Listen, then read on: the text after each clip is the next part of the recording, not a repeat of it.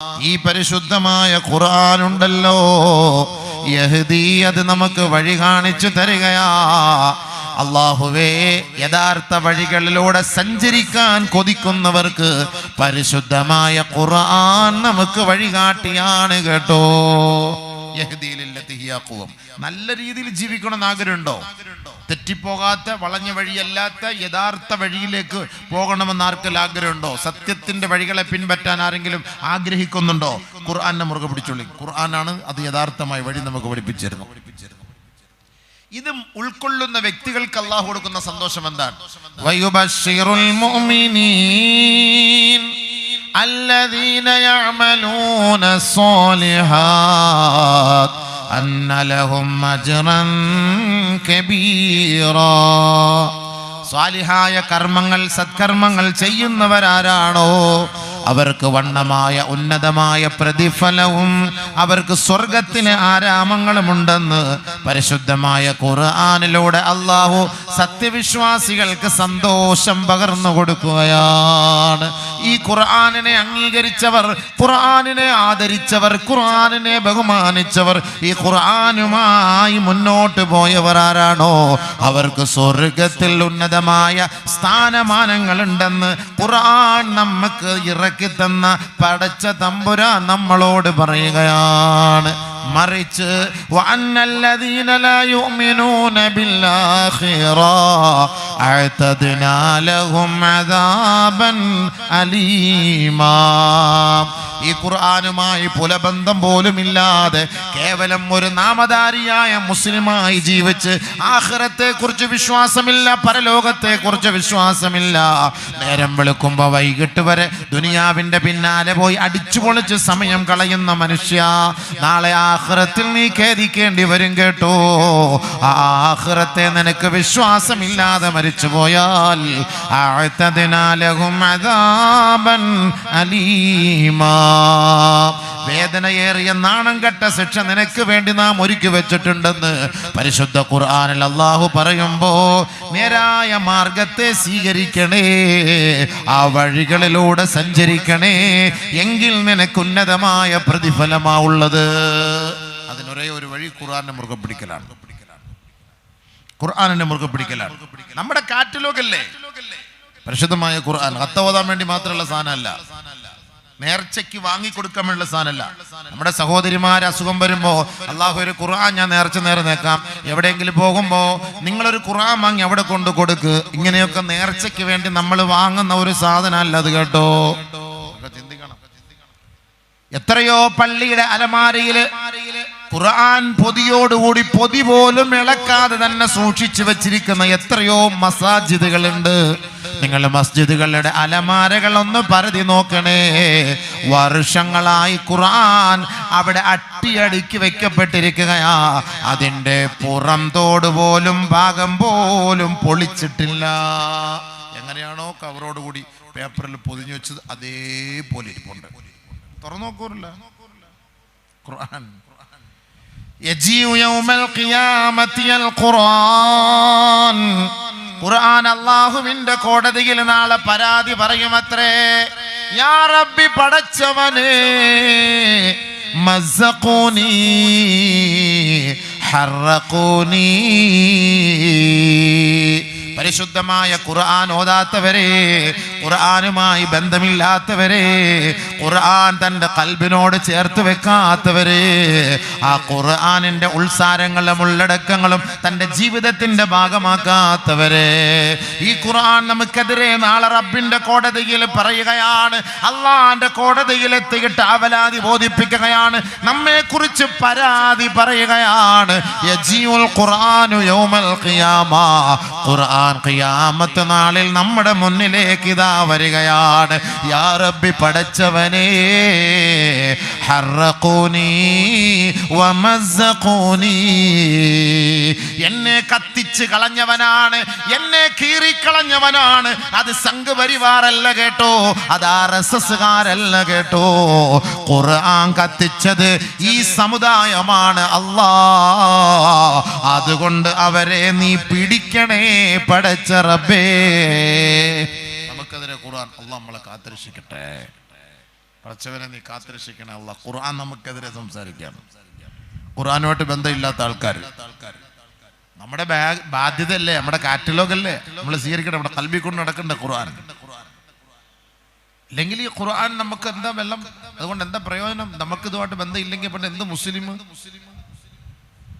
നമുക്ക് നാളെ നമ്മുടെ ഈ ഖുർആൻ നമുക്ക് അനുകൂലമായി നാളെ നമുക്ക് ആഖിറത്തിൽ വരണം, അനുകൂലമായി വരണം.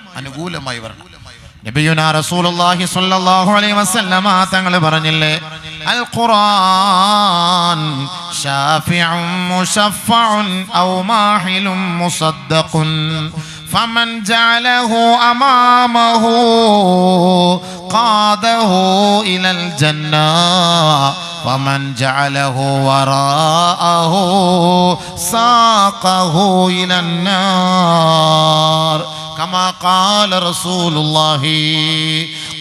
നാളെ ഖുർആൻ ഒരിക്കൽ നിനക്ക് അനുകൂലമായിരിക്കും, അല്ലെങ്കിൽ നിനക്ക് പ്രതികൂലമായിരിക്കും. ആരാണോ ഖുർആനിനെ മുൻനിർത്തി ജീവിക്കുന്നത്, തന്റെ മുന്നിൽ ഖുർആനിനെ ഇമാമാക്കി നിർത്തിയിട്ട് മഅ്മൂമായി പുറകിൽ നിന്ന് സഞ്ചരിക്കുന്നവർ ആരാണോ, ഖാദഹു ഇലൽ ജന്ന, ആ ഖുർആൻ നിന്നെ സ്വർഗ്ഗത്തിലേക്ക് നയിക്കുമത്രേ. ഫമൻ ജഅലഹു വറാഅഹു, ആരാണോ പിന്നിൽ നിന്ന് ആ ഖുർആനിനെ അവഗണിക്കുന്നത്, ഖുർആനിനെ പിന്നിലാക്കി നടക്കുന്നതും സഞ്ചരിക്കുന്നതും ആരാണോ, സാഖഹു ഇലന്നാർ, ആ ഖുർആൻ അവനെ വലിച്ചു നരകത്തിൽ എറിയുമത്രേ.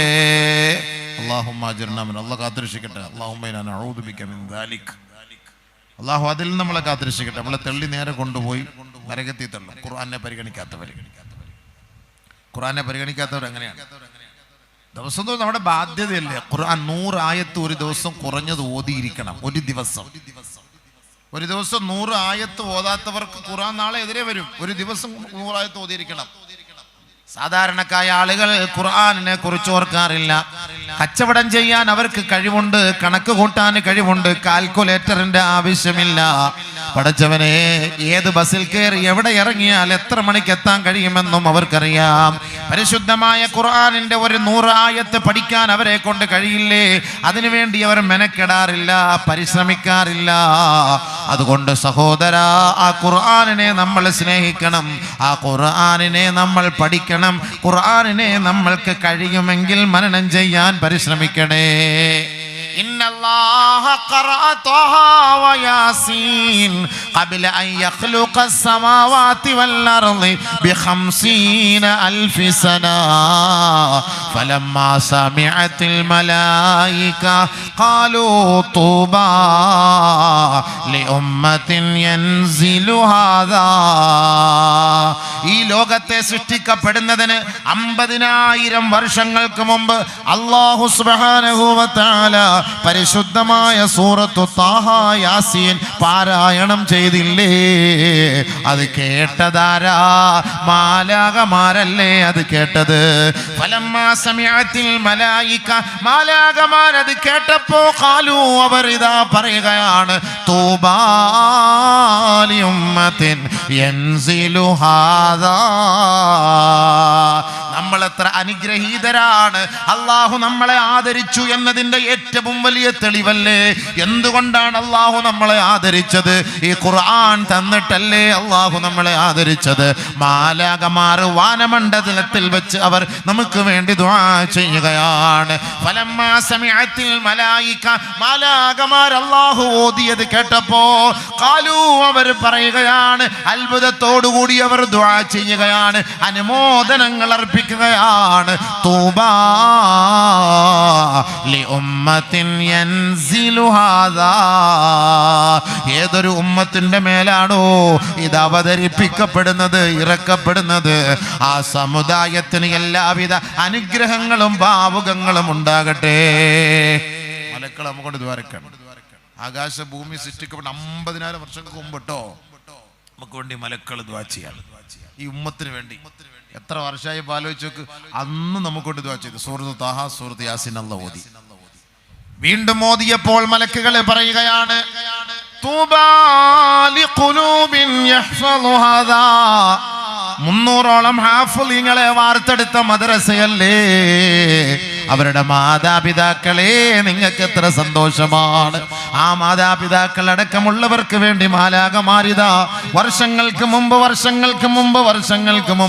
ആകാശഭൂമികൾ സൃഷ്ടിക്കപ്പെടുന്നതിന് മുമ്പ് ഇതാ വാനമണ്ഡലത്തിൽ വെച്ച് അള്ളാന്റെ അടുക്കൽ വെച്ച് അവർ ദുആ ചെയ്യുകയാ.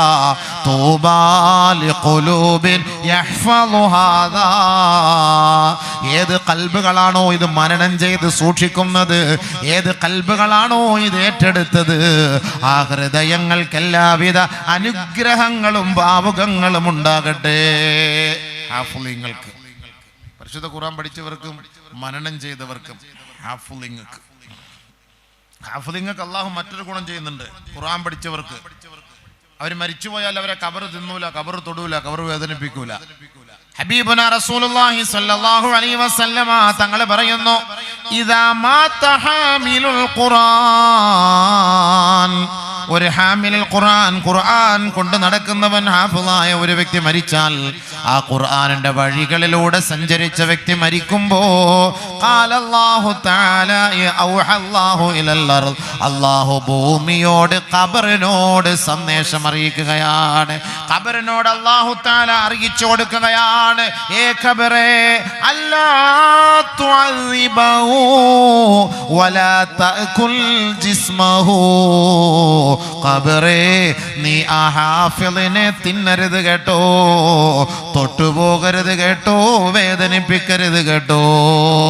ഇന്നലിൽ ഖബരി ലളമ്മ, ഖബറിന് ഞെരുക്കമുണ്ടെന്ന് നബി തങ്ങൾ പഠിപ്പിക്കുമ്പോ ആ ഖബറിലേക്ക് കൊണ്ടുവെക്കപ്പെടുന്ന മയ്യത്ത് അല്ലാഹ്ക്ക് പൊരുത്തപ്പെട്ട മയ്യത്താണോ, ആ ഖബർ അവനെ ഒന്നും ചെയ്യുകയില്ല എന്നതിന്റെ തെളിവാണ് കേട്ടോ. അല്ലാഹു തആല ആ ഖബറിനോട് വിളിച്ചു പറയുകയാ, പരിശുദ്ധ ഖുർആൻ മനനം ചെയ്ത വ്യക്തിയെയാണ് ആ ഖബറിലേക്ക് വെക്കപ്പെടുന്നത്, അതുകൊണ്ട് ആ ശരീരത്തെ നീ തിന്നു കളയരുത് കേട്ടോ. ഖാലൽ അർളു ലിറബ്ബി, തന്റെ റബ്ബിനോട്, അല്ലാഹുവിനോട് ഈ പരിശുദ്ധമായ ഖുർആൻ ഓതിയ മനനം ചെയ്ത മയ്യത്ത് ആ ഖബറിലേക്ക് വരുമ്പോ ആ ഖബർ വിളിച്ചു പറയുകയാ, യാ റബ്ബി പടച്ചവനേ, കൈഫ ആകുലുഹു വകലാമുക ഫീ ജിസ്മിഹി, ഞാൻ അവനെ എങ്ങനെയാണ് ഭക്ഷിക്കുക റബ്ബേ, നിന്റെ പവിത്രമായ പരിശുദ്ധമായ ഖുർആൻ അവന്റെ ഖൽബിലുണ്ടായിരിക്കെ എനിക്കവനെ തിന്നാൻ കഴിയൂലല്ലോ, അവനെ വേദനിപ്പിക്കാൻ കഴിയില്ലല്ലോ, അതുകൊണ്ട് ഞാനൊന്നും അവനെ ചെയ്യൂല അല്ലാഹ്.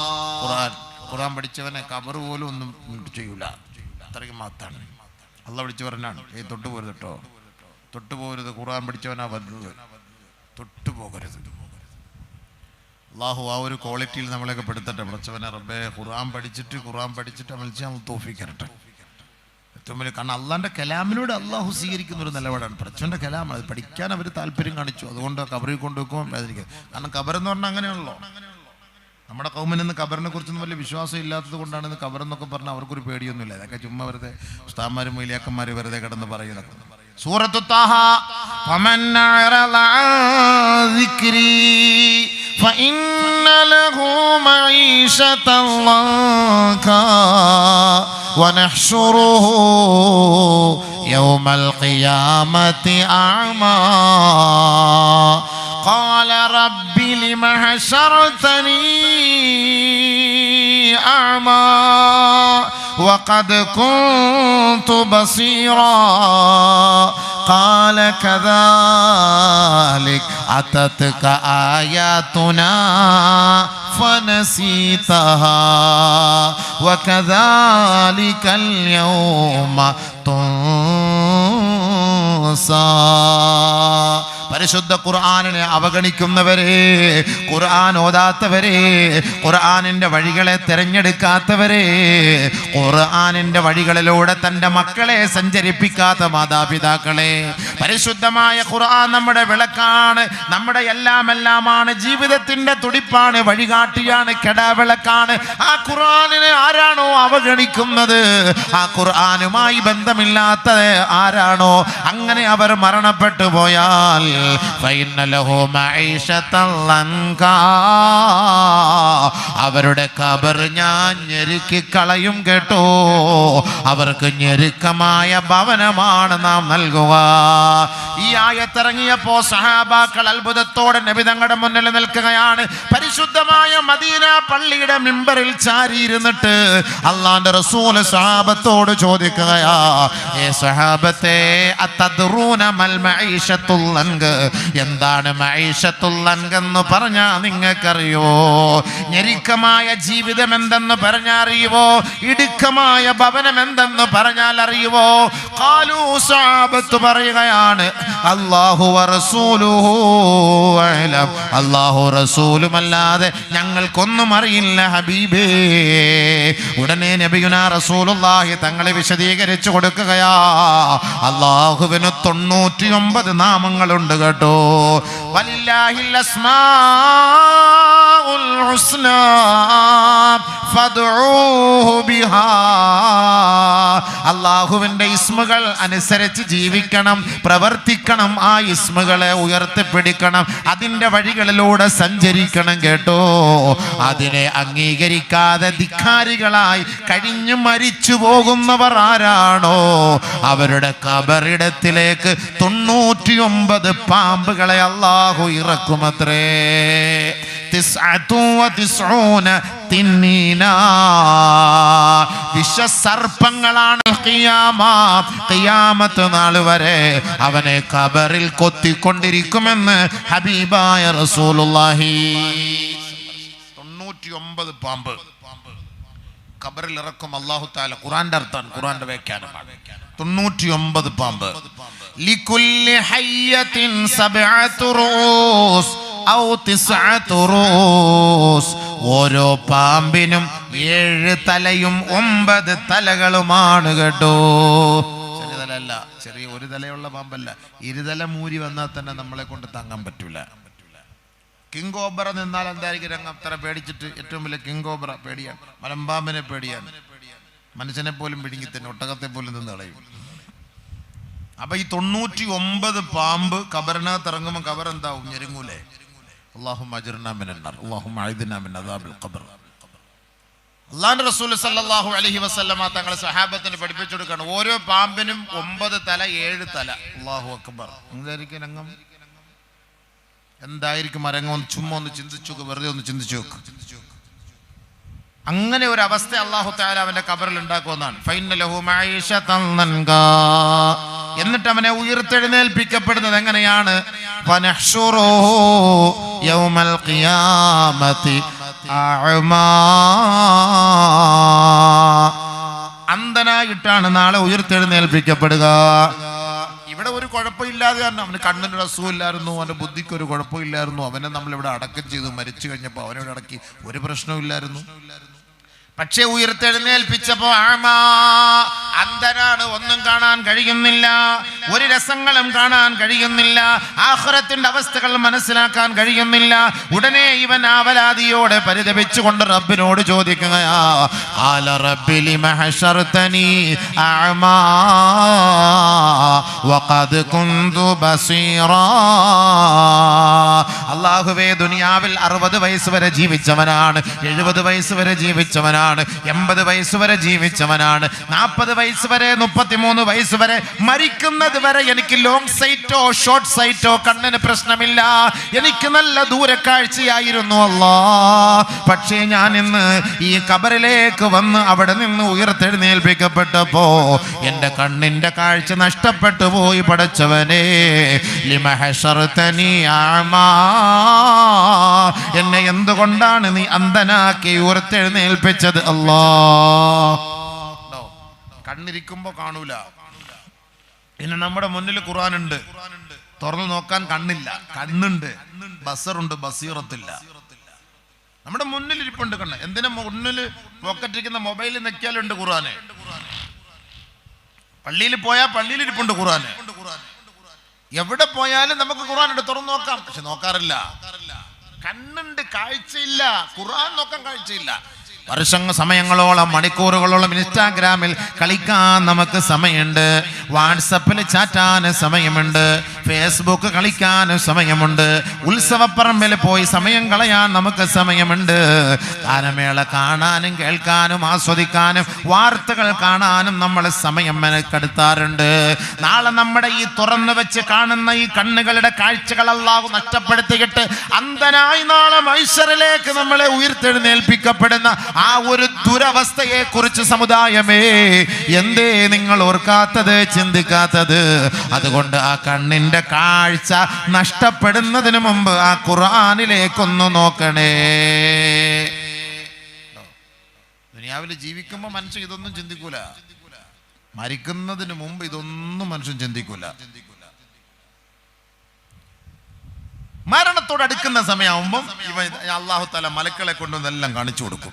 ഇങ്ങനെയൊക്കെയാണ് ഇനി നിന്റെ ജീവിതം, ഇനി ഭാവിയിൽ ഇങ്ങനെയൊക്കെയാണ് സംഭവിക്കാൻ പോകുന്നത് കേട്ടോ. നീ മരിക്കാൻ പോവാണ്, നിന്നെ ഞങ്ങൾ കൊണ്ടുപോകണം, അറസ്റ്റ് ചെയ്ത് കൊണ്ടുപോവാ.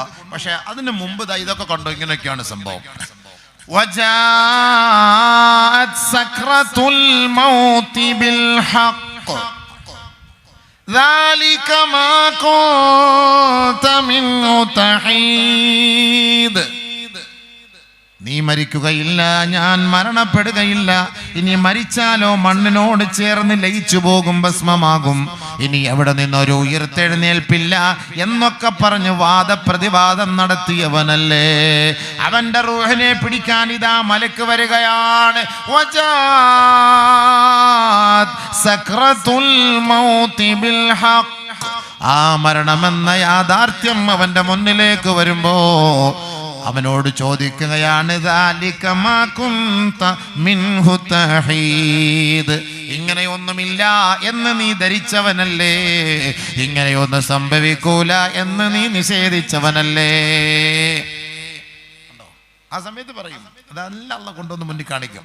ലാ യഖ്റുജു അഹദുകും മിനദ് ദുനിയാ ഹത്താ യറാ മഖ്അദഹു മിനൽ ജന്നതി അവിന്നാർ. നിങ്ങളിൽപ്പെട്ട ഒരാളും ഈ ദുനിയാവിൽ നിന്ന് മരിക്കൂല. അവൻ സ്വർഗാവകാശിയാണോ നരകാവകാശിയാണോ, ഇത് രണ്ടാലൊന്ന് അല്ലാഹു അവന്റെ മുന്നിൽ വെളിപ്പെടുത്തി കൊടുക്കാതെ ഒരാളും ഈ ദുനിയാവിൽ നിന്ന് മരണത്തിലേക്ക് പോവൂല. മരിക്കുന്നതിന് മുമ്പ് കാണിച്ചു കൊടുക്കും. അതാണ് അല്ലാഹു അടുത്ത് പറഞ്ഞത്. വനുഫിഖ ഫിസ്സൂർ ذلك يوم الوعيد. ഒരു ദിവസം വരും കേട്ടോ, അന്ന് സൂറെന്ന കാഹളത്തിൽ ഊതപ്പെടുമ്പോ ആഖിറത്തെയും പരലോകത്തെയും നിഷേധിച്ച് തള്ളിയവന്മാരാരൊക്കെയാ അവനെ അള്ളാന്റെ കോടതിയിലേക്ക് ഇതാ കൊണ്ടുപോവുകയാണ്. അങ്ങോട്ട് കൊണ്ടുപോകും. അപ്പൊ അവനോട് ചോദിക്കും, അന്ന് നീ നിഷേധിച്ചവനല്ല, ഇങ്ങനെയൊന്നും ഇല്ലാന്ന്. فكشفنا عنك غطاءك فبصرك اليوم حديد. ഇന്ന് നിന്റെ കണ്ണിന്റെ മൂടുപടം അല്ലാഹ് ഇതാ എടുത്തു കളയുകയാ.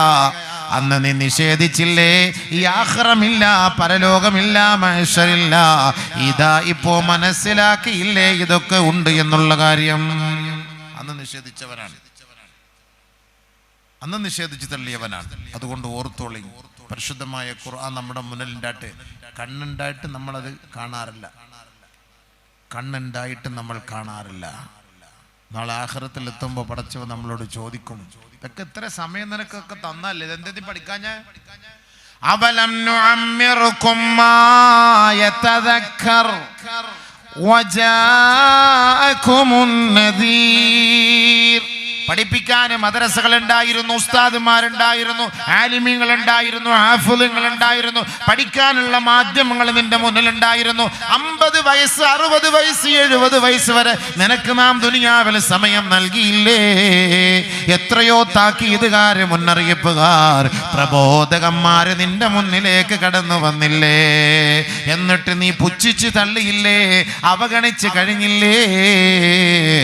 ഇപ്പോ മനസ്സിലാക്കിക്കോ, അതിന്റെയൊക്കെ പരിണിത ഫലം ഇതാ നീ കാണാൻ പോവുകയാണ്. സമയം തന്നു, പഠിക്കാൻ സമയം തന്നു, പഠിച്ചില്ല.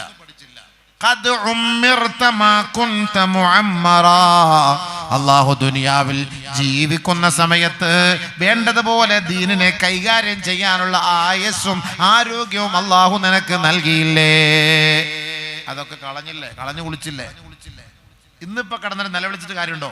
അപ്പൊ അവൻ പറയും വഖാലൂ ലൗ കുന്നാ നസ്മഉ ഔ നഅഖിലു മാ കുന്നാ ഫീ അസ്ഹാബിസ് സഈർ فاعترفوا بذنبهم فسحقا لأصحاب السعير. അന്ന് ഞങ്ങൾ ആ പറഞ്ഞത് അനുസരിച്ചിരുന്നെങ്കിലോ, അന്നത് കേട്ടിരുന്നെങ്കിൽ, അന്ന് ഉൾക്കൊണ്ടിരുന്നെങ്കിൽ, അന്ന് മനസ്സിലാക്കിയിരുന്നെങ്കിൽ, മാ കുന്നാ മിൻ അസ്ഹാബിസ് സഈർ, ഈ കത്തിക്കാളുന്ന നരകത്തിന്റെ വിറക് കൊള്ളിയായി ഞങ്ങൾ മാറുമായിരുന്നു. അന്ന് പറയും. ഇന്ന് വാള് കട്ടൊന്നും പിടിക്കൂല. ഇന്നീ ഉസ്താദന്മാര് പറയുന്ന ഒന്നും തലയ്ക്ക് കയറൂല. ഇത് കേറുന്ന ഒരു ദിവസം വരും, അന്ന് മനുഷ്യൻ പറയുന്ന രംഗം ഖുർആൻ പറയാണ്. ഒന്നും കയറൂല. ബാക്കി എല്ലാത്തിനും ബുദ്ധിയുണ്ട്, എല്ലാ കാര്യങ്ങൾക്കും ബുദ്ധിയുണ്ട്. ഖുർആൻ പഠിക്കാനും ഇൽമിന്റെ വഴികളിലേക്ക് കടത്തിവിടാനും മക്കളെ ആ മാർഗത്തിലേക്ക് കൊണ്ടുപോകാനും ഇതിനൊന്നും നമുക്ക് സമയമില്ല. അപ്പാ ഉമ്മാക്ക് ആഗ്രഹിക്കുന്ന എന്താ? ഓ, ആലിമാക്കിട്ട് എന്ത് പുണ്യം, ആപ്പിളാക്കിട്ട് എന്ത് കിട്ടാനാണ്? ദുനിയാവിൽ ചുമ്മാ അമ്മാരെ ശമ്പളം 10,000 രൂപ ശമ്പളം എന്ത് ഉണ്ടാക്കാനാണ്? അല്ലെ MBA MTech MA BA ഒക്കെ പഠിപ്പിച്ചാൽ എന്തെങ്കിലും കിട്ടും. PSC വഴി എഴുതിയ ജോലി കിട്ടി, ഗവൺമെന്റിലൊക്കെ എന്തെങ്കിലും കിട്ടും. മരണം വരെ അവർക്ക് ജീവിക്കാനും മരിച്ചു കഴിഞ്ഞാലും അവർക്ക് കിട്ടാനുള്ള വഴികൾ അതൊക്കെയാണ്. അല്ലാതെ ഈ ആലിമായി ആഫുള്ള എന്ത് കിട്ടാനാണ്? പപ്പടവും കഞ്ഞിയും കിട്ടും, അല്ല വേറെന്ത് കിട്ടാൻ? നമ്മൾ ധരിക്കുന്നതാണ്. അപ്പൊ നമ്മൾ മാപ്പായും ഉമ്മാൻ ചിന്തിക്കുന്നതാണ്. നമ്മുടെ മക്കളെ ദുനിയാവിന് വേണ്ടിയാണ് അവർ പഠിപ്പിക്കുന്നത്. ആഖിറത്ത് അവരുടെ ലക്ഷ്യമില്ല. ദുനിയാവിൽ അവൻ ജീവിച്ചു പോകണം. നമ്മൾ ദീനിന്റെ അഹലുകാരായ ആളുകൾ നമ്മുടെ മക്കളെ കല്യാണം കഴിപ്പിക്കും. ആലിമ്യങ്ങളെ അവർ സെലക്ട് ചെയ്യാറില്ല, ഗവൺമെന്റ് ഉദ്യോഗസ്ഥനെ സെലക്ട് ചെയ്യും. എന്തിനാണെന്നറിയോ? എൻ്റെ മക്കൾ ജീവിച്ചു പോട്ടെ, മരിക്കുന്നവരെ ജീവിക്കാനുള്ള സമ്പത്തുണ്ടല്ലോ. ആഗ്രഹിക്കുന്ന അങ്ങനെയാണ്. ആലിമ്യങ്ങൾക്ക് അവർ കൊടുക്കൂല.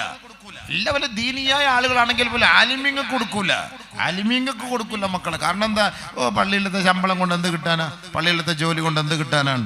ഇതാണ് അവർ നോക്കുന്നത്. മറ്റേ ഉദ്യോഗസ്ഥനാകുമ്പോൾ കുഴപ്പമില്ല. പക്ഷേ ഇൽമു പഠിച്ചിട്ട് എല്ലാവരും ഉദ്യോഗസ്ഥ വഴികളിലേക്ക്, ആ ഒരു ഭൗതിക വഴികളിലേക്ക് അവർ നീങ്ങിക്കൊണ്ടിരിക്കുകയാണ്. പണം കിട്ടും, ദുനിയാവിൽ കിട്ടും. ആഖിറത്തിന്റെ കാര്യം ആര് നോക്കും? അവിടുത്തെ ആരന്വേഷിക്കും? ആഖിറത്തിൽ നമുക്ക് മക്കളെ വേണ്ടേ? അപ്പാക്കും ഉമ്മാക്കും ആഖിറത്തിൽ മക്കളെ വേണ്ട, ദുനിയാവിൽ മതിയോ? ഖുർആൻ പറഞ്ഞ എന്താ? ജന്നാത്തു അദ്നി യദ്ഖുലൂനഹാ വമാ സ്വലഹ മിൻ ആബാഇഹിം വഅസ്വാജിഹിം വദുർരിയാതിഹിം വൽമലായികതു യദ്ഖുലൂന അലൈഹിം മിൻ കുല്ലി ബാബ് സലാമുൻ അലൈക്കും സലാമുൻ അലൈക്കും ബിമാ സബർതും ഫനിഅമ ഉഖബദ്ദാർ. അതിനെന്ന സ്വർഗം വേണോ? ഉമ്മമാരെ, ഉപ്പമാരെ, മക്കളെ ദുനിയാവിന് വേണ്ടി ജീവിപ്പിച്ച് മരിച്ചാ പോരാ. ഈ മക്കളെ നമുക്ക് ആഖിറത്തിലും പൂക്കളായി വേണം കേട്ടോ. ഈ മക്കളെ നാളെ ആഖിറത്തിൽ വാടിപ്പോകുന്ന പൂക്കളാകരുത്, അത് പുഷ്പിച്ച് കാന്തലിച്ച് നിൽക്കുന്ന പൂക്കളായി മാറണേ. അങ്ങനെയുള്ള മക്കളെ വാർത്തെടുക്കാൻ വാപ്പ ഉമ്മ നിങ്ങളെ തയ്യാറാകണം കേട്ടോ. എങ്കിൽ നാളെ ആഖിറത്തിൽ ഈ മക്കളോടൊപ്പം നമുക്ക് പരിലസിക്കാം. അതിനെന്ന സ്വർഗത്തിൽ നമുക്ക് പ്രവേശനമുണ്ടാകും. അവിടെ നമ്മുടെ ഉമ്മമാരെ കാണാം, അവിടെ നമ്മുടെ ഉപ്പമാരെ കാണാം. പക്ഷേ അള്ളാഹു ഒരു ഡിമാൻഡ് വെച്ചിട്ടുണ്ട്. ഏത് ഉപ്പയ്ക്കും ഉമ്മക്കും പ്രവേശനമില്ല അവിടെ കേട്ടോ. ഫമൻ സ്വലഹ, അവർ സ്വാലിഹീങ്ങളായിരിക്കണം, അമലുകൾ നന്നാക്കിയവരായിരിക്കണം, മക്കളെ ദീനിന്റെ മാർഗത്തിൽ പ്രബോധനം ചെയ്യിപ്പിച്ചവരായിരിക്കണം, അള്ളാഹുവിനെ ഭയപ്പെട്ട് ജീവിച്ചവരായിരിക്കണം. അങ്ങനെയുള്ള മാതാപിതാക്കൾക്കും മക്കൾക്കും അള്ളാഹു റബ്ബുൽ ഇസ്സത്ത് അതിനെന്ന സ്വർഗം നൽകുമത്രേ. ആ സ്വർഗത്തിൽ പ്രവേശിക്കുമ്പോ മലാകമാർ അവർക്കെല്ലാവിധ അഭിവാദ്യങ്ങളും ഓതിക്കൊണ്ട് ബൊക്കകളുമായി, പൂക്കളുമായി, പൂച്ചെണ്ടുകളുമായി, അള്ളാഹുവിന്റെ ഭാഗത്തു നിന്നുമുള്ള കിരീടങ്ങളുമായി സ്വർഗത്തിൽ വിരാജിക്കുന്ന ആ മക്കളെയും മാതാപിതാക്കളെയും ആദരിക്കാൻ വേണ്ടി കൂട്ടം കൂട്ടമായി ഇറങ്ങി വരുമ്പോ അവര് പറയുകയാണ്, സലാമുൻ അലൈക്കും, എല്ലാവിധ അനുഗ്രഹങ്ങളും ഐശ്വര്യങ്ങളും നിങ്ങൾക്ക് ഉണ്ടാകട്ടെ. ഏറ്റവും നല്ല ഉത്തമ ഭവനമാണ് നിങ്ങൾ തെരഞ്ഞെടുത്തത് കേട്ടോ. ഇനി നിങ്ങളുടെ രഹസ്യങ്ങൾ ചോർത്തുന്ന മലക്കുകൾ ഞങ്ങളല്ല കേട്ടോ. സ്വർഗത്തിലെ കട്ടുറുമ്പാകാൻ ഞങ്ങളില്ല കേട്ടോ. മലക്കളൊക്കെ അമ്മക്ക് ആശീർവാദം നൽകിയിട്ട് പൂച്ചണ്ട് തന്നിട്ട് അവര് പോകും. പിന്നെ അമ്മയുടെ കളിയാ, പിന്നെ ബന്ധം നമ്മുടെ കോർട്ടിലാണ്. പിന്നെ നമ്മൾ ഇഷ്ടപ്പെടുന്ന പോലെയാണ്. പിന്നെ ആരും അവിടെ ചർച്ച ചെയ്യാനുമില്ല, നോക്കാനുമില്ല, ഒന്നുമില്ല. മാതാപിതാക്കൾ മക്കളെ ആ വഴിക്ക് വിട്ടാല്, ഇന്ന് മക്കൾ മാതാപിതാക്കൾ ആഗ്രഹിക്കുന്ന ദുനിയാവിൽ ഒരു പ്രശസ്തിയാണ്. എൻ്റെ മോൻ IAS കാരനാണ്, ആയിക്കോ. എൻ്റെ മോൻ IPS കാരൻ, ആയിക്കോ. എൻ്റെ മോൻ കളക്ടറാണ്, എൻ്റെ മോള് കളക്ടറാണ്.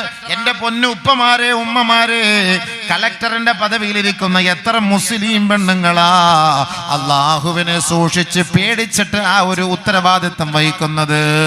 ഭൗതികമായ ലോകത്ത്, ഭൗതികമായ തലങ്ങളിൽ ജോലി ചെയ്യുന്നവർ എത്ര പേരാണ് അള്ളാഹുവിനെ ഭയപ്പെട്ട് ആ ജോലി ചെയ്യുന്നത്? സാഹചര്യത്തിന്റെ സമ്മർദ്ദത്താൽ വ്യതിചലിച്ചു പോകും ചിലപ്പോ. അള്ളാഹുവേ, നീ മറയ്ക്കാൻ പറഞ്ഞ ഔറത്ത് തുറക്കേണ്ട സാഹചര്യം ഉണ്ടാകും. അങ്ങനെ തുറന്നിട്ട് നമുക്ക് സ്വർഗത്തിലാണോ നരകത്തിലാണോ എൻ്റെ മക്കളെ കൊണ്ടുപോകേണ്ടതെന്ന് തീരുമാനിക്കാനുള്ള ചോയ്സ് മാതാപിതാക്കൾക്കുള്ളതാ. വാപ്പാക്കും മക്കളുള്ളതാണ്. എൻ്റെ മോൻ സ്വർഗത്തിൽ പോകണം നരകത്തിൽ പോകണം തീരുമാനിക്കേണ്ടത് വാപ്പാണ്, അല്ല. അള്ളാടെ തീരുമാനം നമ്മളിങ്ങോട്ട് പ്രസവിപ്പിച്ച് സ്വർഗത്തിൽ മുസ്ലിമാക്കി ഇങ്ങോട്ട് വിടുക എന്നുള്ളതാണ്. പിന്നെ മരിക്കുന്നത് എങ്ങനെ വേണമെന്നുള്ളത് നിങ്ങളുടെ യുവർ ചോയ്സ്, നിങ്ങളുടെ ചോയ്സാണ്. നിങ്ങൾ എങ്ങനെ മരിപ്പിക്കണം, നിങ്ങൾ എങ്ങനെ മരിച്ചു പോകണം എന്നുള്ളത് നിങ്ങളുടെ ചോയ്സാണ്. അത് നിങ്ങളുടെ ഇഷ്ടമാണ്, നിങ്ങളാണ് സെലക്ട് ചെയ്യേണ്ടത്. ഉപ്പ ഉമ്മമാര് തിരഞ്ഞെടുത്തോണം. അതുകൊണ്ടല്ലേ അല്ലാഹു തആല സൂറത്തുൽ തഹരീമിൽ പറഞ്ഞത്, യാ അയ്യുഹല്ലദീന ആമനു തഖുല്ലാഹ്, യാ അയ്യുഹല്ലദീന ആമനു ഖൂ അൻഫുസകും വഅഹ്ലീകും നാറാ വഖൂദുഹാ അന്നാസ് വൽ ഹിജാറ അലൈഹാ മലായിക ഗിലാദുൻ ശിദാദ് ലാ യഅസൂന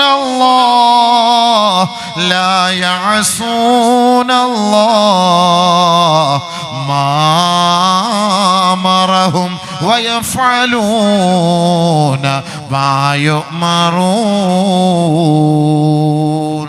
ഏ വാപ്പാ, ഏ ഉമ്മ, ആമനു വിശ്വസിച്ച വാപ്പമാരെ, ഉമ്മമാരെ, നിങ്ങൾ സൂക്ഷിക്കണേ, അംഫുസക്കും വഅഹ്ലീകും നാറാ, നിങ്ങളെയും നിങ്ങളുടെ മക്കളെയും നിങ്ങൾ നരകത്തിൽ നിന്ന് സൂക്ഷിക്കണം കേട്ടോ. അയൽപക്കത്തുള്ള ലൈല വേലിയാടിപ്പോയി, നമ്മളതിനെ കുറിച്ച് ചർച്ച ചെയ്യണ്ട. അയൽപക്കത്തുള്ള അസനാരുടെ മോൾ ഹസീന വല്ലവന്റെയും കൂടെ ഒളിച്ചോടിപ്പോയി, നമ്മൾ എന്തിനാ അന്വേഷിക്കാൻ പോകുന്നത്? നിന്റെ മോൾ ഒളിച്ചോടി പോകാതെ നീ സൂക്ഷിക്കണേ, നിന്റെ മോള് തെറ്റിപ്പോകാതെ നീ സൂക്ഷിക്കണേ, നിന്റെ മകൻ ഇസ്ലാമിൽ നിന്ന് വ്യതിചലിച്ചു പോകാതെ നീ സൂക്ഷിക്കണേ. നാളെ അയൽപക്കത്തുള്ള ലൈല ഓടിയതിനെ കുറിച്ച് നിന്നോട് ചോദിക്കൂല. ഏ വാപ്പ, നിന്റെ മോളും മോനും പിഴച്ചു പോയതിനെ കുറിച്ച് നിന്നോട് നാളെ ചോദ്യം ഉണ്ടാകും. അയൽവക്കത്തെ കാര്യം നമ്മൾ എന്താ നോക്കാൻ പോകുന്നത്? അതവരുടെ വാപ്പ ഉമ്മ നോക്കിക്കോളും. നമ്മുടെ കാര്യം നമ്മൾ നോക്കിയാൽ പോരെ. നബിയുനാ റസൂലുള്ളാഹി തങ്ങൾ പറഞ്ഞു, അദ്ദിബ് ഇബ്നക്, ഉമ്മ വാപ്പ, നിന്റെ മക്കളെ നീ മര്യാദ പഠിപ്പിക്കുക കേട്ടോ. അദ്ദിബ് ഇബ്നക്, നിന്റെ മക്കളെ നീ മര്യാദ പഠിപ്പിക്ക്. ഫഇന്നക മസ്ഊലുൻ അൻഹു, തീർച്ചയായും ആ മര്യാദ എന്താണ്, അദബ് എന്താണ്, തർബിയത്ത് എന്താണ്, തസ്കിയത്ത് എന്താ, അതിനെ കുറിച്ച് വാപ്പാ ഉമ്മ ആഖിറത്തിൽ നിങ്ങളോട് ചോദ്യമുണ്ടാകും. വാപ്പ കയറൂരി വിട്ടിരിക്കാൻ മോനെ, അവള് പോവാ, ബൈക്ക് കൊടുത്തു, ഞങ്ങളും പോകാം, ആര് ചോദിക്കാൻ? അവൻ പോയി ആര് ചോദിക്കാൻ, കഞ്ചാവ് അടിച്ച് അവിടെ കിടക്കുന്നു, ചാവുമ്പം പള്ളി കൊണ്ടുവന്ന് വെക്കും. അല്ലാഹു അക്ബർ അല്ലാഹു അക്ബർ അല്ലാഹു അക്ബർ അല്ലാഹുമ്മ ഗഫിർ ലഹു വർഹംഹു അല്ലാഹുമ്മ അദ്ഖിൽഹുൽ ജന്ന. കഞ്ചാവ് അടിച്ചത്തവനാ, അല്ലാഹുമ്മ അദ്ഖിൽഹുൽ ജന്ന, സ്വർഗ്ഗം കൊട്, അല്ലാഹുമ്മ അദ്ഖിൽഹുൽ ജന്ന, സ്വർഗ്ഗം കൊട്. പിന്നെ പോയിരുന്നു അവിടെ ഫാത്തിഹ ഇവിടെ ഫാത്തിഹ അവിടെ ദുആ ഇവിടെ ദുആ. കഞ്ചാവ് അടിച്ചത്തവൻ അല്ലാഹുവേ അല്ലാഹുവേ സ്വർഗ്ഗം കൊട് സ്വർഗ്ഗം കൊട് സ്വർഗ്ഗം കൊട്. നമ്മുടെ ഗതികേട്. പള്ളിയിൽ ജോലിയായിപ്പോയി. കഞ്ചാവ് അടിച്ച് ചത്തവനും ആത്മഹത്യ ചത്തവനും വെള്ളമടിച്ച് ചത്തവനും ഇതൊക്കെ ചത്തവനൊക്കെ ദുആരക്കാന്നുള്ളത് നമ്മുടെ ഗതികേട്. അല്ലാണ്ട് വേറെന്താ ചെയ്യാൻ? നമ്മളിപ്പോൾ എല്ലാ പള്ളിക്കാരും പിരിച്ചുവിട്ട് നമ്മളിവനോടെ പോകും. അതുകൊണ്ട് കഷ്ടപ്പെട്ടൊക്കെ ഇച്ചിരിയൊക്കെ കണ്ണൊക്കെ അടച്ച് ഒക്കെ കടിച്ചു പിടിച്ചൊക്കെ ജീവിച്ചു പോകുന്നു. നമ്മുടെ ഗതികേട്. അല്ലെങ്കിൽ പള്ളി കമ്മിറ്റിക്കാരന്മാർക്ക് ബോധം ഉണ്ടാവണം. ഉസ്താദ് അങ്ങനെയുള്ളവർക്കൊന്നും നിങ്ങൾ ദ്വാരക്കണ്ടെന്ന് ഉസ്താദന്മാരുടെങ്കിലും വന്ന് പറയാനുള്ള ചങ്കൂറ്റവും തൻ്റെ ഇടമുള്ള പള്ളി കമ്മിറ്റിക്കാരന്മാരുണ്ടാവണം. കാരണം എങ്ങനെ പറയും? പ്രസിഡന്റിൻ്റെ അനിയൻ്റെ മോനല്ലേ വെള്ളമടിച്ച് ചത്തത്, പിന്നെ അയാൾക്ക് പറയാൻ പറ്റുമോ? അയാൾക്ക് പിന്നെ പറയാൻ പറ്റും ഉസ്താദ് അവനോട് ദ്വാരക്കില്ലെന്ന് പറയാൻ പറ്റുമോ? പ്രസിഡന്റിൻ്റെ തല കാണത്തില്ല, അനിയൻ വന്ന് വെട്ടിക്കളയും. എൻ്റെ മോൻ ചത്ത് ദ്വാരക്കിടാന്ന് പറയാൻ പറ്റൂലല്ലോ. എന്ത് ചെയ്യാൻ പറ്റും? കാരണം കാലഘട്ടം അങ്ങനെയാണ്. ഇവിടെ ഉസ്താദന്മാരെന്ത്, ഞങ്ങളിപ്പോൾ എല്ലാം നമ്മളെ പള്ളിയിൽ നിന്ന് പിരിച്ചു വിട്ട് നമ്മളെന്ത് ചെയ്യും? ഒരാൾക്ക് വേണ്ടി നമ്മളിപ്പോൾ ഇറങ്ങി പോകാൻ ബാക്കിയുള്ള ഉമ്മത്തിന് ദഅവത്ത് ചെയ്യുന്നവരാ. അതുകൊണ്ട് പിന്നെ എല്ലാം കണ്ടു കണ്ടു കണ്ടില്ല, കേട്ടു കേട്ടു കേട്ടില്ല, അത്രയും തന്നെ. ആ ജിസ്റ്റിൽ അങ്ങനെ പോകും. ഉലമാക്കൾ അൽ ഉലമാ വൽ ഉമറ രണ്ടുപേരും നന്നായെങ്കിൽ സമുദായം നന്നാവും. ഉലമാക്കൾ നന്നാവണം, ഉമറാക്കൾ നന്നാവണം. ഞങ്ങൾ മാത്രം നന്നായതുകൊണ്ട് കാര്യമാവില്ല. നമ്മളെ ഭരിക്കുന്ന കമ്മിറ്റിക്കാർ തന്നെ. ഭരണം പരിപാലന സമിതിയൊന്നുമല്ല, ഒരു പരിപാലനമല്ല, ഭരണസമിതി തന്നെ എഴുതി വെച്ചോളി. ആരാ പള്ളി പരിപാലിക്കുന്ന? ഏത് സെക്രട്ടറിയാണ് പള്ളിയിലത്തെ കക്കൂസ് കഴിയുക? ഒന്ന് കൈപൊക്ക്. പള്ളിയിലെ കക്കൂസ് കഴിയുക സെക്രട്ടറിയോടുണ്ടോ? ഈ മജ്ലിസിലുണ്ടോ? പള്ളിയിലെ കക്കൂസ് കഴിയുക പ്രസിഡന്റ് ഉണ്ടോ? ഒന്ന് കൈപൊക്ക് നോക്കട്ടെ. അൽഹംദുലില്ലാ. അതേത് ഏതാ ഉപ്പ? ഒരു ഉപ്പ പൊക്കി. എനിക്ക് അഭിമാനത്തോടെ പറയണം. മാഷാ അല്ലാഹ് മാഷാ അല്ലാഹ്. ഉസ്താദ് തന്നെ സന്തോഷിക്കുന്നു. മാഷാ അല്ലാഹ്. പള്ളിയിലത്തെ ഒരു പ്രസിഡന്റ് സെക്രട്ടറി കക്കൂസ് കഴിയെന്ന് പറഞ്ഞാൽ അത്ഭുതമാണ്. അതാണ് പരിപാലന. ഖിദ്മത്ത് എന്ന് പറഞ്ഞാൽ അതാണ്. ഇത് ഖിദ്മത്ത് എന്ന് പറഞ്ഞാൽ അതാണ്. ഓരോ കക്കൂസും പള്ളിയിലത്തൊക്കെ ബാത്റൂമൊക്കെ കയറി നോക്ക്. മനുഷ്യന് നമ്മൾ നൂറേന്ന് ഫയർഫോഴ്സ് അടിച്ച് പോകുന്നത് അവിടെ. ഇത് ആ കക്കൂസിന്റെ ക്ലോസറ്റ് കാണുമ്പോൾ എല്ലാം ഡിലീറ്റ് ആയി പോകും അകത്തൂടെ തന്നെ. ഒന്നും പുറത്തേക്ക് വരില്ല ആ കക്കൂസിന്റെ കോലം കണ്ടാൽ. ആരെങ്കിലും തിരിഞ്ഞു നോക്കിയിട്ടുണ്ടോ? ഒറ്റ ബാത്റൂമുകൾ കയറി നോക്ക്, ഒരെണ്ണത്തിനും കുറ്റിയില്ല. ഒരു ബാത്റൂമിന് കുറ്റിയില്ല. ഇത് പള്ളി കമ്മിറ്റിക്കാരെ നോക്കണ്ടേ, അന്വേഷിക്കണ്ടേ? ബക്കറ്റില്ല. ആ ബക്കറ്റിന്റെ കോലം കാണാൻ അടിയിൽ കൂടെ വെള്ളം പോവും, സൈഡിൽ കൂടെ വെള്ളം പോവും. പൈപ്പ് തുറന്നു വിട്ടാൽ അപ്പുറത്തും ഇപ്പുറത്തും ഒക്കെ വെള്ളം പോവാണ്. ഇതൊക്കെ നോക്കട്ടെ, എത്ര വെള്ളം വേസ്റ്റായിട്ട് പോകുന്നത്. ഒരു നല്ലൊരു ബക്കറ്റ് ഒരു മഗ് വാങ്ങി വെച്ചൂടെ? ആരുടെ എന്തിനാ നിങ്ങളെ പള്ളി കമ്മിറ്റി കയറ്റിയിരുത്തുന്നത്? ഉസ്താദ്മാരെ ഭരിക്കാൻ. അല്ല പിന്നെ വേറെന്താ? വേറെ നിങ്ങളെ കമ്മിറ്റി കയറ്റി വെച്ചിരിക്കുന്നത് അതിനല്ലേ? ഉസ്താദെ ഇവിടെ പോയി ഇന്നലെ കണ്ടില്ലല്ലോ, ഇന്ന് ലോഹറിനെ കണ്ടില്ലല്ലോ, മിഞ്ഞാന്നുണ്ടല്ലോ. ഇയാൾ ലോഹർ സ്കെച്ചിന് 10 ദിവസമായി. കമ്മിറ്റിയാ മെയിൻ ആളാ. അത് വൈക്കരിച്ചിട്ട് 10 ദിവസമായി. ഇയാൾ ഉസ്താദിനെ അവിടെ കണ്ടല്ലോ. ആര് പറഞ്ഞപ്പോൾ? നിങ്ങൾ ആര് പറഞ്ഞു? അതൊക്കെ എനിക്ക് റിപ്പോർട്ട് കിട്ടും ഉസ്താദെ. ഞാൻ അവിടെ വീട്ടിൽ കിടന്നാൽ മതി, നിസ്കരിക്കാതെ കിടന്നാൽ മതി. നിങ്ങൾ നിസ്കരിച്ചില്ലെങ്കിൽ എനിക്ക് എൻ്റെ റിപ്പോർട്ട് കിട്ടും. കൊള്ളാം. നല്ല പ്രസിഡന്റ്, നല്ല സെക്രട്ടറി. ഇങ്ങനെയുള്ള സെക്രട്ടറിയാണ്, ഇങ്ങനെയുള്ള കമ്മിറ്റിക്കാരാണ് നമുക്കുള്ളത് ഇവിടെ. എല്ലാം നമ്മുടെ നോക്കണം. പിന്നെ എങ്ങനെ ഉമ്മത്ത് എന്നാവും? ഞങ്ങൾ മാത്രം എന്നായാൽ മതിയോ? ഞങ്ങൾ നിങ്ങളുടെ കൂടെ കൂടുക, പിന്നെ അല്ലാണ്ട് പിന്നെ എന്ത് ചെയ്യാൻ? നിങ്ങൾ നിങ്ങളുടെ കൂടെ കൂടുകയാണ്, വേറെ മാർഗ്ഗമില്ല. നിങ്ങൾ നന്നായി വാ, നമുക്ക് നന്നാവും, ഒരുമിച്ച് നമുക്ക് പോകാം. അല്ലാതെ കണ്ട് നമ്മൾ മാത്രം ഇതൊന്നും പ്രസംഗിച്ചുകൊണ്ടൊന്നും വലിയ കാര്യമൊന്നുമില്ല. അതിന് നിങ്ങളും കൂടെ തയ്യാറാവണം. ഒരു നമ്മുടെ നാട്ടിൽ ഒരു അരാജകത്വം നടക്കുന്നു, അല്ലെങ്കിൽ ഇവിടെ വെള്ളമടി കൂടുതലാണ്, ഇവിടെ ഒരുപാട് മദ്യപാനം കൂടുതലാണ്, അല്ലെങ്കിൽ ഭയങ്കരമായി കല്യാണങ്ങൾക്കൊക്കെ പാട്ട് ഗാനമേള, ഇതൊക്കെ ശരിയല്ല. നമ്മുടെ മഹലിൻ്റെ കീഴിൽ നടക്കുകയാണ്. ജമാഅത്ത് കമ്മിറ്റി എത്രയും വേഗം ഒരുമിച്ച് കൂടി ഒരു തീരുമാനം എടുത്തിട്ട് ഉസ്താദ് പറഞ്ഞോളിന്ന് ഒരു ഓർഡർ ഞങ്ങൾക്ക് താ. ധൈര്യമായിട്ട് ഉസ്താദ് പറഞ്ഞോ, തീരുമാനമാണ്, പറഞ്ഞോ.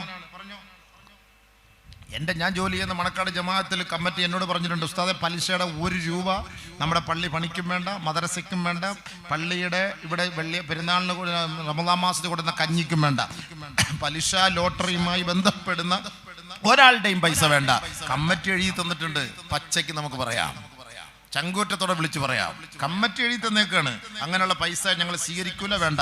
അങ്ങനെ ഒരാൾ അറിയാതെ 1 ലക്ഷം രൂപ കൊണ്ട് കൊടുത്തു. അത് അദ്ദേഹം ലോട്ടറി കച്ചവടക്കാരനെന്ന് മനസ്സിലാക്കിയിട്ട് തിരിച്ച് അതേപോലെ റിട്ടേൺ അടിച്ചു അയാളുടെ വീട്ടിലേക്ക്. അത് തിരുവനന്തപുരം ഞങ്ങളുടെ ജമാഅത്ത് അങ്ങനെയാണ്. അതുകൊണ്ട് ധൈര്യമായിട്ട് നമുക്ക് പറയാം. പക്ഷേ ഇതൊക്കെ നമുക്ക് ഇവിടെ നിന്ന് പറയാൻ പറ്റുമോ? ഇന്നത്തെ പള്ളികളിലൊക്കെ പറയാൻ പറ്റുമോ? അല്ലാഹു അക്ബർ. ഞാനൊരു സ്ഥലത്ത് പ്രസംഗിക്കാൻ പോയി, ഇപ്പോഴൊന്നുമില്ല, 1997. എനിക്കിപ്പോഴും ഓർമ്മയുണ്ട്, അടി കിട്ടിയ എൻ്റെ ഓർമ്മ. അത് പ്രസംഗിക്കാൻ പോയി. അന്ന് അവിടെ പോയി പിന്നെ ഈ കള്ളു കുടിയും വ്യഭിചാരവും അതിനെക്കുറിച്ചൊക്കെ പ്രസംഗിച്ച് പോകേണ്ട പകുതിക്ക് ഉസ്താദ് ഹത്യ പഠിത്തിരിപ്പുണ്ട്. അയാൾക്ക് നോട്ടീസ് കൊടുക്കും, നിർത്താൻ പറ. എനിക്കിതൊന്നും മനസ്സിലാവും. ഞാൻ ഇങ്ങനെ പ്രസംഗിച്ചു, അയാളൊന്നും എൻ്റെ അടുത്ത് പറഞ്ഞില്ല. ഞാനിങ്ങനെ പ്രസംഗിച്ച് അവസാനം പിന്നെ മൈക്ക് ഓഫാക്കി, പിന്നെ മൈക്ക് എടുത്തു മാറ്റി, പിന്നെ കസേരയെല്ലാം എടുത്ത് ഓരോ എന്താപ്പം ഇതൊന്നും പിടുത്തം കിട്ടുന്നില്ല, വേണ്ട പ്രസംഗം നിർത്താൻ പറഞ്ഞത്. സംഭവം എന്താ, സെക്രട്ടറി മറ്റേതിനകത്ത് പിടിക്കപ്പെട്ടിരിക്കുക. ഇത് ഞാൻ ഇതുവല്ല പറഞ്ഞത്, ഞാൻ ഇതൊന്നും പറഞ്ഞില്ല. സംഭവം ഇങ്ങനെ പറഞ്ഞ പള്ളിയിലെ സെക്രട്ടറിയാണ്. അപ്പം അവസാനം പള്ളിയിലത്തെ മോദിയും വന്ന് അടിക്കാൻ വരുന്നു. അപ്പം നിങ്ങൾ മോദിനല്ല ഈ താടി വെച്ച് എന്നിട്ട് എന്നെ 5-6 പുഴുത്ത ചീത്ത നോക്കുമ്പോൾ അയാളും സപ്പോർട്ട് ചെയ്യുന്നകത്ത് മറ്റേൻ്റെ കൂടെ. അപ്പോൾ കള്ളുകുടിയുടെയും വ്യഭിചാരത്തിൻ്റെയും പേരിൽ അവർ പിടിക്കപ്പെട്ടതിൻ്റെ പേരിൽ അത് ഉസ്താദ് എന്നെ കൊണ്ട് പറയിപ്പിച്ചു എന്നുള്ള ധാരണയിൽ അവർ പ്രശ്നം ഉണ്ടാക്കിയതാണ്. 1997 കേട്ടോ. എനിക്ക് ഇപ്പം പ്രസംഗിക്കുമ്പോഴത് ഓർമ്മ വരികയാണ്, ഓർ എവിടെ പോയാലുമേ. അപ്പോൾ ജമാഅത്തിൻ്റെ ഉത്തരവാദിത്വം വഹിക്കുന്നവരാണ് അവർ. അള്ളാഹു നമ്മളെല്ലാം കാത്തുരക്ഷിക്കട്ടെ. അള്ളാഹു ദുനിയാവിലെയും ആഖിറത്തിലെ അയ്ബുകളിൽ നിന്ന് അള്ളാഹു നമ്മളെ രക്ഷിക്കട്ടെ, സഹായിക്കട്ടെ. പക്ഷേ അവരത് നിർത്താൻ പറഞ്ഞു എന്നുള്ളതാണ് ഏറ്റവും വലിയ കാര്യം. പ്രസംഗിക്കണ്ട. പിന്നെ പ്രസംഗം നടന്നില്ല. പിന്നെ മൈക്ക് ഓഫാക്കി വെച്ച് ഞാൻ പ്രസംഗിച്ചു. അങ്ങനത്തെ ഒരു സാഹചര്യം ഉണ്ടാണ്. അതുകൊണ്ട് ഞാൻ പറഞ്ഞു വരുന്നത്, ഞാൻ ആരെയും കുറ്റം പറയല്ല. പടച്ചവനെ നമ്മൾ നല്ല ആളായിട്ട് വേണ്ട നമ്മൾ മറ്റുള്ള കുറ്റം പറയല്ല. പക്ഷേ ഈ പൊതു സമൂഹത്തിൽ നിൽക്കുമ്പോൾ നമ്മളെല്ലാവരും ഒന്ന് സൂക്ഷിക്കുന്നത് നല്ലതാണ്. കമ്മിറ്റി അംഗങ്ങളായാലും ഉസ്താദന്മാരായാലും നമ്മളൊക്കെ സൂക്ഷിക്കും. നമ്മുടെ ഓരോരോ കാര്യങ്ങളെടുത്ത് ഇങ്ങനെ പരസ്യമാക്കി നാണം കെടുത്തുന്ന ഒരു കാലഘട്ടമാണ് ഇപ്പം മുന്നോട്ട് പോയിക്കൊണ്ടിരിക്കുന്നത്. പടച്ചവൻ അതുകൊണ്ട് നബിതങ്ങൾ നമുക്കൊരു ദുആ പഠിപ്പിച്ചത്, അല്ലാഹുമ്മ ലാ തഫ്ലഹന ബൈന റഊസുൽ ഖലായിഖി വലാ ഫിദ് ദുനിയ വലാ ഫിൽ ആഖിറ. ദുനിയാവിലും ആഖിറത്തിലും ഞങ്ങളെ നീ നാണം കെടുത്തല്ല പടച്ചോനെ. അങ്ങനെ ഒരു ദുആ നബി പഠിപ്പിച്ചിട്ടുണ്ട്. എല്ലാവരും അത് ചൊല്ലിക്കോണം. കാരണം ഇന്ന് നാണം കെടുത്തുന്ന ലോകമാണ്. നമുക്ക് എങ്ങോട്ടും പോകാൻ പറ്റൂല. അള്ളാഹു നമ്മളെ കാത്തുരക്ഷിക്കട്ടെ. അള്ളാഹു നമ്മളെ കാത്തുരക്ഷിക്കട്ടെ. അതുകൊണ്ട് എൻ്റെ സുഹൃത്തുക്കളെ, സഹോദരങ്ങളെ, നമ്മൾ ഉലമാക്കളോടൊപ്പം ചേർന്ന് നിന്ന് ഉമറാക്കൾ ദീനിന് വേണ്ടി നിങ്ങൾ പരിശ്രമിക്കും. അതുകൊണ്ടല്ലേ അല്ലാഹു തആല ഖുർആനിൽ പള്ളിയുടെ ഉത്തരവാദിത്വം വഹിക്കുന്നവർ ആരായിരിക്കണമെന്ന് അല്ല പറഞ്ഞതല്ലേ. പടച്ച തമ്പുരാൻ പറയുന്ന വാക്കാണ് നമ്മൾ കേൾക്കേണ്ടത്. അള്ളാന്റെ വീട്, ആ പള്ളി അള്ളാന്റേതാണ്. അപ്പൊ അത് ഭരിക്കേണ്ടത്, ഉത്തരവാദിത്വം വഹിക്കേണ്ടത് ആരായി? ഇന്നമാ യഅമുറു മസാജിദല്ലാഹ് മൻ ആമന ബില്ലാഹി വൽ യൗമിൽ ആഖിർ വഅഖാമസ് സലാഹ് വആതസ് സകാത്ത് വലം യഖ്ശ ഇല്ലല്ലാഹ്. എത്ര വലിയ വാക്കാതല്ല പറഞ്ഞത്. എത്ര വലിയ 2 പ്രാവശ്യം അള്ളാഹു സൂക്ഷിച്ചോ. 2 പ്രാവശ്യം പറഞ്ഞു പള്ളി കമ്മിറ്റിക്കാരോട്, ഇന്നമാ യഅമുറു മസാജിദല്ലാഹ്, മൻ, അല്ലാഹുവിന്റെ ഉത്തരവാദിത്വം, പള്ളിയുടെ ഉത്തരവാദിത്വം വഹിക്കേണ്ടവർ, മൻ ആമന ബില്ലാഹി വൽ യൗമിൽ ആഖിർ, അല്ലാഹുവിനെ കൊണ്ടും ആഖിറത്തെ കൊണ്ടും വിശ്വസിക്കുന്നവനാകണം. പള്ളിയുടെ കടിഞ്ഞാൻ പിടിക്കാൻ, പള്ളിയുടെ ഖജനാവിന്റെ താക്കോല് വാങ്ങാൻ. അല്ല പറഞ്ഞ വാക്കാ. കാരണം അള്ളാഹുവിനെ വിശ്വസിക്കണം എന്ന് പറഞ്ഞിട്ട് തൊട്ടടുത്ത് ആഖിറത്തെ വിശ്വസിക്കണം എന്നാ പറഞ്ഞത്. എന്തപ്പാ അതിന്റെ അർത്ഥം? വല്ലതും പള്ളി നടിച്ചു മാറ്റിയാൽ മോനെ ആഖിറ ഉണ്ട്, അവിടെ നിന്നെ പോക്കും, അതതിന്റെ അർത്ഥം. അള്ളാഹുവിനെ വിശ്വസിക്കണം, ആഖിറത്തെയും വിശ്വസിക്കണം. അള്ളാഹെ മാത്രം വിശ്വസിച്ച പോരാ. നീ മരിച്ചു പോയാൽ വീണ്ടും ഒരു പുനർജന്മമുണ്ടാകും. ആ പുനർജന്മത്തിലൂടെ നിന്നെ അള്ളാന്റെ കോടതിയിലേക്ക് ഹാജരാക്കപ്പെടും. അന്ന് നീ പള്ളിയുടെ കമ്മിറ്റിയിൽ ഇരുന്നിട്ട് എത്ര പൈസ നീ തിരിമറി നടത്തിയിട്ടുണ്ട്, കച്ചവടത്തിന് വേണ്ടി എടുത്തിട്ടിട്ടുണ്ട്, എത്ര പൈസ മറ്റുള്ളവർക്ക് കൊടുത്തിട്ടുണ്ട്, എത്ര രസീത് കുറ്റി നീ അടിച്ചു മാറ്റി എഴുതിയിട്ടുണ്ട്. ഇത് മാത്രം അല്ലാഹു റബ്ബുൽ ഇസ്സത്ത് ആഖിറത്തിൽ നാളെ പൊക്കി കൊണ്ടുവരുമത്രേ. അതുകൊണ്ട് ആഖിറത്തെ കുറിച്ച് വിശ്വസിക്കുന്നവരായിരിക്കണം പള്ളിയുടെ ഉത്തരവാദിത്തം ഏറ്റെടുക്കേണ്ടവർ. ആമന ബില്ലാഹി വൽ യൗമിൽ ആഖിർ, ആഖിറത്തെ കുറിച്ച് വിശ്വസിക്കണം. അങ്ങനെ ആഖിറത്തിൽ അവർക്ക് വിശ്വാസമുണ്ടെങ്കിൽ അടുത്ത ക്വാളിറ്റി അവർക്ക് എന്താ? വഅഖാമസ് സ്വലാഹ്, അവർ കൃത്യമായി ജമാഅത്തായി ആ പള്ളിയിൽ, ആ നാട്ടിലുണ്ടെങ്കിൽ അവിടെ വന്നവർ നമസ്കരിക്കട്ടെ. നമസ്കാരം ഉണ്ടാകണം. ഏതെങ്കിലും ഒരു വഖത്തിൽ കമ്മിറ്റിക്കാർ എപ്പോഴും ഉണ്ടാകണം. കാരണം ജനങ്ങൾ പള്ളിയിൽ വരുമ്പോൾ എന്തെങ്കിലും വിഷമം ഉണ്ടെങ്കിൽ നമ്മുടെ കമ്മിറ്റി മെമ്പറിനോടോ പ്രസിഡന്റിനോ സെക്രട്ടറിയോടോ പറയാനൊരാൾ വേണം. നോക്കുമ്പോൾ സെക്രട്ടറി ഇല്ല, പ്രസിഡന്റും ഇല്ല. ഞാൻ പല പള്ളിയിലും ജോലി ചെയ്തിട്ടുണ്ട്. ഒരു പള്ളിയിൽ ജോലി ചെയ്തപ്പോൾ ആ പള്ളിയുടെ ഫുൾ ഉത്തരവാദിത്തം അവിടുത്തെ മോദീനാണ്, മുഅദ്ദിൻ സാഹിബ് അവർ. ശമ്പളം പോലും അയാൾ എനിക്ക് തരുന്ന മുഅദ്ദിനാണ്. പ്രസിഡന്റ് സെക്രട്ടറിയും പൊതുയോഗത്തിനാണ് വരിക, എല്ലാം മോദി സാഹിബ്. എങ്ങനെ ഉണ്ടാവും? ജീവിതത്തിൽ ശമ്പളം കൂട്ടി കിട്ടുമോ? ആര് കൂട്ടാനാ? ഇതാണ് സംഭവം. അവരെ ഏൽപ്പിച്ചിരിക്കുകയാണ്. അതുകൊണ്ട് പള്ളിയിൽ വരണം. അപ്പാ എന്തെങ്കിലും ആവശ്യങ്ങൾ ഉണ്ടെങ്കിൽ ഒന്ന് പറയാൻ പ്രസിഡന്റ് വേണ്ട, സെക്രട്ടറി വേണ്ടേ? പ്രസിഡന്റ് സെക്രട്ടറി കയറി ഇരുന്നാൽ മതി. അഖാമസ് സലാ, നിസ്കാരം നിലനിർത്തണം. സക്കാത്ത് കൊടുക്കാൻ അർഹതയുള്ളവനാണെങ്കിൽ കൊടുക്കണം. സക്കാത്ത് കൊടുക്കണം. പൈസക്കാരന നല്ല നല്ല കോടീശ്വരന്മാരൊക്കെ ആയിരിക്കും പള്ളിയുടെ പ്രസിഡന്റ് സെക്രട്ടറിയൊക്കെ. വർഷത്തിൽ എത്ര സക്കാത്ത് കൊടുക്കുന്നുണ്ടെന്ന് ചോദിച്ചു നോക്കണം. നിങ്ങളുടെ കണക്ക് എങ്ങനെയാണ് ഹബീബേ? എൻ്റെ അറിവിൽ 2 പേരാണ് 40 ലക്ഷം 35 ലക്ഷം സക്കാത്ത് കൊടുക്കുന്നതായിട്ട് എനിക്കറിയുന്നത്. 2 പേരാണ്. അത് എനിക്ക് നല്ലപോലെ അറിയാവുന്നതുകൊണ്ട് ആ കണക്ക് കൂട്ടിയിട്ട് കറക്റ്റ് എല്ലാ വർഷവും ഉസ്താദ് ആ സമയമാകുമ്പം ഇത്ര പൈസ ഞങ്ങൾ കൊടുക്കുന്നുണ്ടെന്ന് വ്യക്തിപരമായിട്ട് അറിയാം. ബാക്കി എത്രയോ സമ്പന്നന്മാരുണ്ട്, അള്ളാഹു ആലം, കൊടുക്കുന്നുണ്ടെന്ന് പറയും, കണക്ക് കിട്ടുന്നില്ല. കണക്ക് കിട്ടുമ്പോഴല്ലേ നമുക്ക് ഒരു ഉറപ്പ് വരുള്ളൂ ഇത്രയും രൂപ അദ്ദേഹത്തിനുണ്ട്, കഴിവുണ്ടായിട്ട് ഇത്രയും കൊടുക്കുന്നുണ്ടെന്നറിയാൻ. ഇഷ്ടംപോലെ ഉണ്ട്, കൊടുക്കൂല, പിടിച്ചു വെച്ചോ. വൈലുൽ മുശ്രിക്കീൻ അല്ലദീന ലാ യൂതൂന സക്കാ വഹും ബിൽ ആഖിറതി കാഫിറൂൻ. സക്കാത്ത് കൊടുക്കാതെ പിടിച്ചു വെക്കുന്നവനെ നരകമാണ്, നരകമാ. ആഖിറത്തിൽ നിങ്ങൾ നിഷേധിക്കുന്നവരാണ്, ആഖിറത്തെ നിഷേധിക്കുന്നവരാ. ആഖിറത്തിൽ നിങ്ങൾ തീരാ ദുഃഖത്തിലും നഷ്ടത്തിലുമായിരിക്കും കേട്ടോ. സമ്പത്തുണ്ടായി, നിസ്കാരം എന്ന് പറഞ്ഞിട്ട് കാര്യമില്ല, പണമുണ്ട്, അതിന്റെ സക്കാത്ത് കൊടുക്കണം.